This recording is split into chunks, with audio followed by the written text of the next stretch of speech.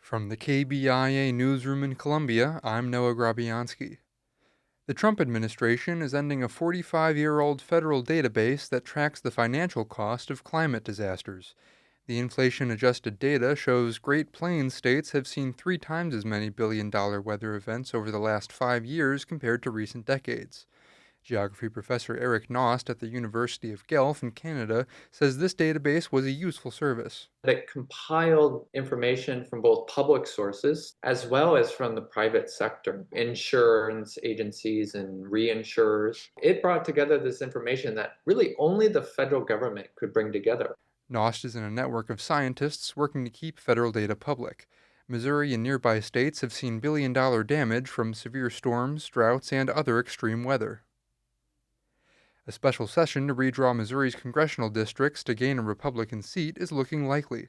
The Missouri Independent reports Missouri Senate President pro tem Sidney O'Laughlin called the special session likely on Friday.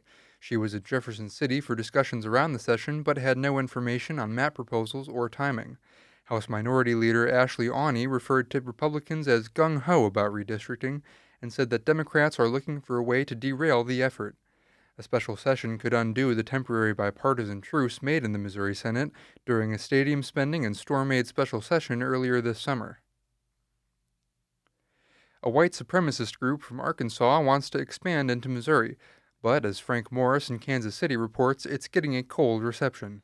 The group's called Return to the Land. It has a 160-acre, whites-only, no-Jews-allowed compound in northern Arkansas and wants to replicate that in or around Springfield, Missouri. It's hitting a bipartisan brick wall.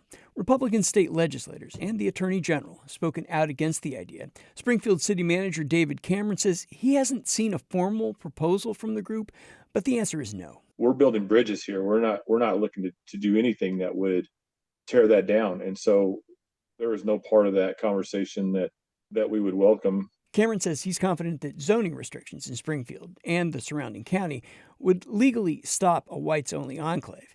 He's less certain about the surrounding counties. That was Frank Morris in Kansas City. Boeing workers across the country are on strike as of early this morning. The International Association of Machinists and Aerospace Workers said around 3,200 workers in St. Louis, St. Charles, and Muscatine, Illinois voted to reject a modified 4-year labor contract with Boeing. Voters also rejected a contract last week which included schedule changes and a 20% wage increase over 4 years.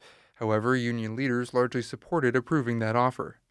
Boeing saw second quarter revenue improve compared to last year after a number of their planes saw failures in recent years. I'm Noah Grabianski, KBIA News, Columbia.